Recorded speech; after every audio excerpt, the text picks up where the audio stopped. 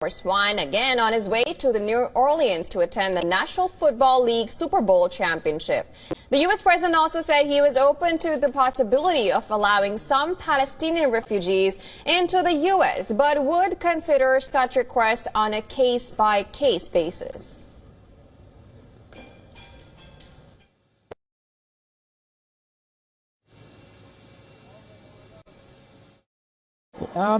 Committed to buying and owning Gaza. As far as us rebuilding it, we may give it to other states in the Middle East to build sections of it. Other people may do it through our auspices, but we're committed to owning it, taking it, and making sure that Hamas doesn't move back. There's nothing to move back into. The place is a demolition site. It'll be, the remainder will be demolished.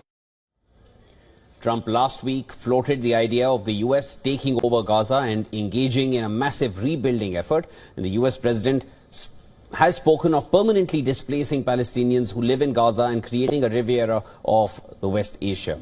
The Prime Minister Benjamin Netanyahu, on the other hand, has praised the proposal of the U.S. control of Gaza and the displacement of its population as revolutionary, following his return to Israel from Washington.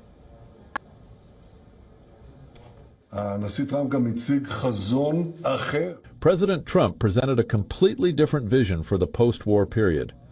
For an entire year, we were told that the day after must include the PLO and the Palestinian Authority. President Trump came with a completely different, much better vision for Israel, a revolutionary, creative approach that we are currently discussing. He is very determined to implement it, and I believe it opens up many possibilities for us.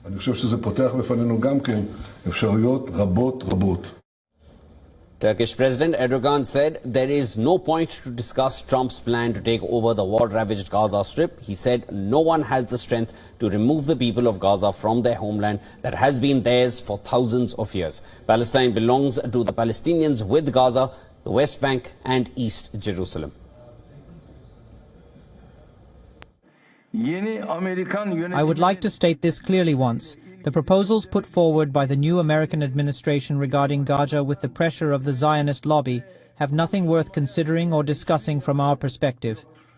These are purely preoccupations with nonsense. They are efforts to pound water in a mortar.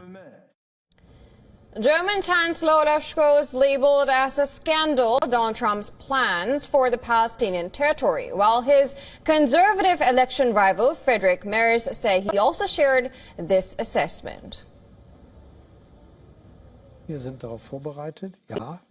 A scandal. Incidentally, this is a very terrible term because now that the ceasefire has just begun, we can see the unbelievable destruction that has been caused there. And I say this with the Egyptian government, with the Jordanian government, and with the people who can count on human dignity. The relocation of a population is unacceptable and against international law.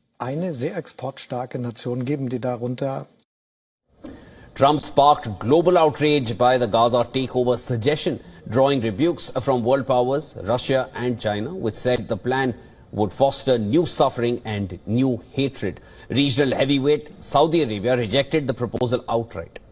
Meanwhile, Palestinians were able to cross the Netzarim corridor, a strategic zone cutting the narrow territory in two, after Israeli troops were said to have withdrawn on Sunday.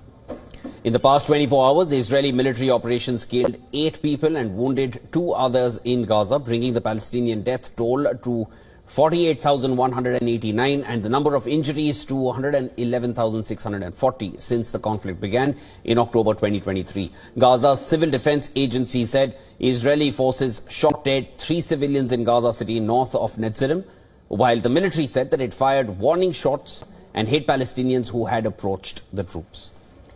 Now, furthermore, the Israeli military said it carried out an airstrike on Sunday targeting a tunnel on the border between Syria and Lebanon used by the Lebanese militant group Hezbollah to smuggle weapons.